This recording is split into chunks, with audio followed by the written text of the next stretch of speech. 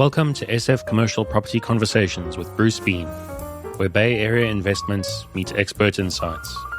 Get ready to unlock the strategies of commercial real estate success.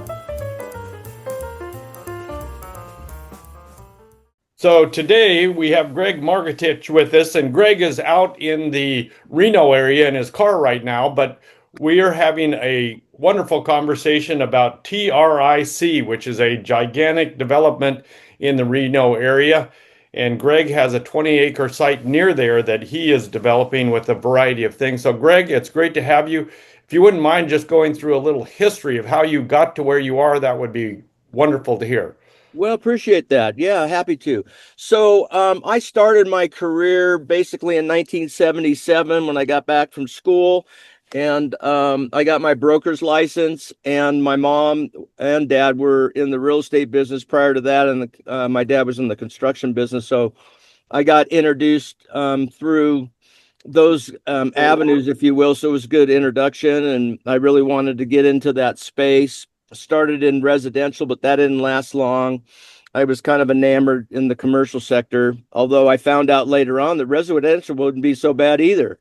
A lot of colleagues owned apartment complexes, and you can raise rents much easier in that kind of asset class, unless you're in a rent control area. But and so I had a brokerage company that's not as active as it used to be. I really entered the business in the brokerage field initially, and for the most part, all investment sales. And in the mid 90s, I transitioned out of that in terms of the brokerage company that we have into selling only government leased properties throughout the country.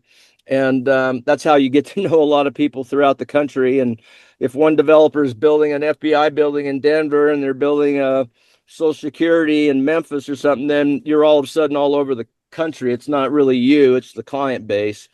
But I did a lot of development ground up, which I really enjoy most, to be able to have a vision and hire the right consultants and build a building and then give somebody a key. It's gratifying.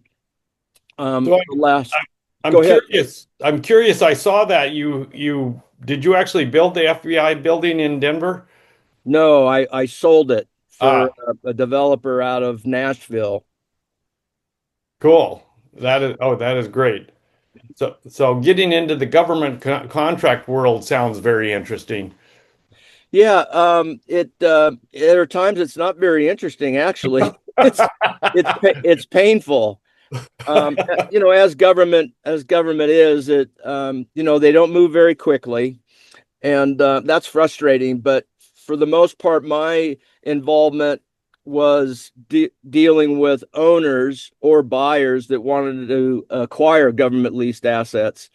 And so it was really mostly dealing with the private sector, although you always have to deal with the feds or the state or whatever it happens to be, because you need their cooperation. You need to get estoppel agreements done and so forth. And when I sold that, actually not the FBI building, I sold a building in Sacramento, 325,000 square feet, leased to the Army Corps of Engineers.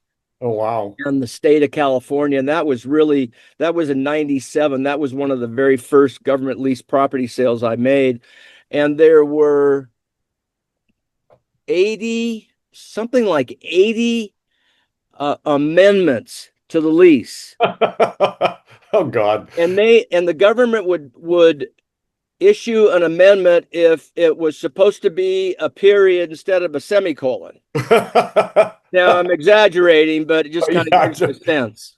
Yeah, I can only imagine. Yeah, they noodled it to death. It is that way. But and so you can imagine it took a while to get the buyer comfortable with all of those amendments. But nevertheless, but on the development side, I'm primarily was in retail and office ground up development. My first was in 1982, built a shopping center in Placerville, California. We bought it from the Raley family, Tom Raley, for anybody out there that remembers the Raley family. He had excess land and he didn't want it. and we acquired it and did a Wells Fargo Bank, Eldorado Savings and Loan, Crocker Bank at the time. It's evolved into something else now, strip center, four-screen theater, and an office building. Wow. And that was kind of my first foray into development. And then we bought land up in Tahoe Keys, um, and built 6 buildings there, and then it kind of just went on from there. Wow. Everything just went perfectly. Never And now, made a mistake, never had any failures. It was wow. just, no, I'm being very facetious. Oh. Anybody, I've had my share of failures. That's why I think I've been a little bit more successful at times.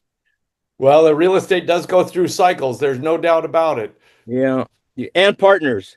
Oh yeah. Well, that's always the most fun and most dangerous part of real estate, I think. Yeah, no doubt about it. So right now, tell us a little bit about this 20 acres you have outside of Reno.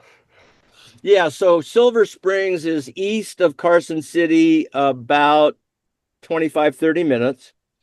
And again, it's going to be a Chevron gas station, extra mile convenience store, a casino and bar, and 2 quick serve restaurants. And they're all spoken for except one quick serve restaurant. We're talking to primarily the burger kind of franchises because it seemed to be a good complement.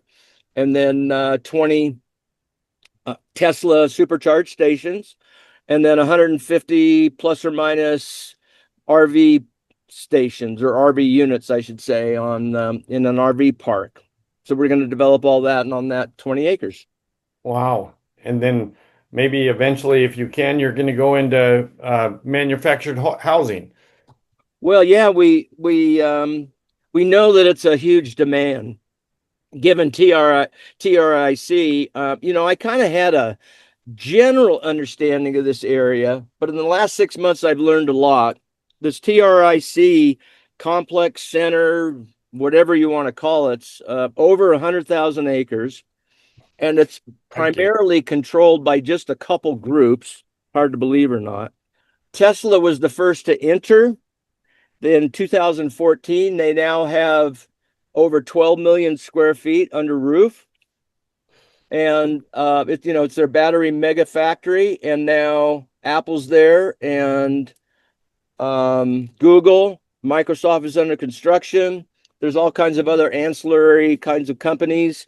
Home Depot, Walmart have distribution centers there.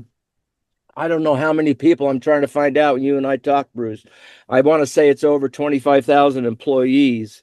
And they're, oddly, strangely enough, they're just getting started. Well, with 100,000 acres, that's going to take a little time to develop. Well, part of the draw there is that they can get in and get approved very quickly. Is that correct? Yeah, no, I haven't done anything in the industrial park is located mostly in Story County, and their claim to fame is that they'll issue a building permit in 15 days. And I don't know firsthand, but I've heard that, and I suspect there's some truth to it because they're developing very quickly. And in terms of the property where we currently have in Lyon County, they say 30 days to get a building permit from some middle. And I think we talked about how that might be 30 years in California. Yeah. Yeah. No, I mean, 3 years minimum probably, but yeah, Yeah, you're yeah, right. it's just crazy. Well, so I'm curious what you think your crystal ball, or maybe the crystal ball, looks like for the future. Well, boy, that's a loaded up question. There's so many fields to address, longevity and healthcare and robotics and artificial intelligence. And there's just so much there. And I'm so ignorant on so many of those topics. But I do know everybody that I've been reading and listening to, it's going to change very, very rapidly. Elon Musk now is talking about delivering um, robots to companies and individuals this year. Oh, wow. If you've seen the ones that he has developed, it's pretty remarkable. The dexterity in the fingers are just incredible to even comprehend what they can do. So it'll be interesting. So in terms of real estate, we're always going to need real estate. I think we're going to need housing more than perhaps we have in the past because there's a shortage. And I think given the level of incomes necessary to be able to own a home is making it very difficult for people to qualify, and that's a shame.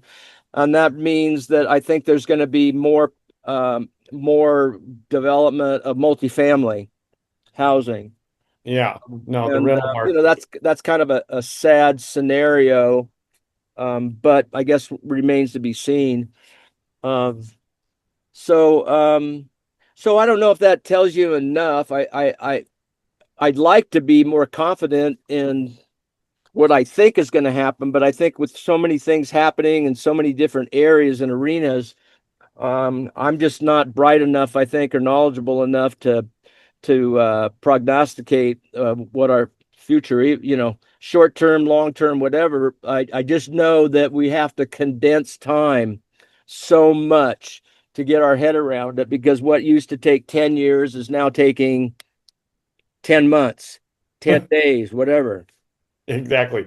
Yeah, no, I'm sure the designs for those buildings that are going up in the TRIC are happening very quickly. And then if approval's happening quickly, everything's become very condensed very quickly. Well, I look forward to talking to you again in the very condensed future and seeing how your development's coming along and what's happening there. I have some referrals for you for your RV park, so I'll get those to you. But this is very exciting. So, Greg, where can people get a hold of you if they want to come out and if they've got a burger place they want to pitch to you? Well, you can go to my website, mredinc.com, mredinc.com, and they can reach me there. That's fantastic. I'm on the internet, so I don't know if anybody of us have a choice around that. Yeah, no, nobody accesses that anymore, so I don't know if they'll ever find you. So, no, that's great. Well, let's keep in touch seriously, and I'll throw you some referrals, and hopefully we can do some business here. Thank you kindly, Bruce. Enjoyed it. I enjoyed talking to you. That's a wrap on today's journey through the SF commercial real estate scene. Ready to share your story? Visit sfcommercialconversations.com/guest. Your insights could lead the next conversation.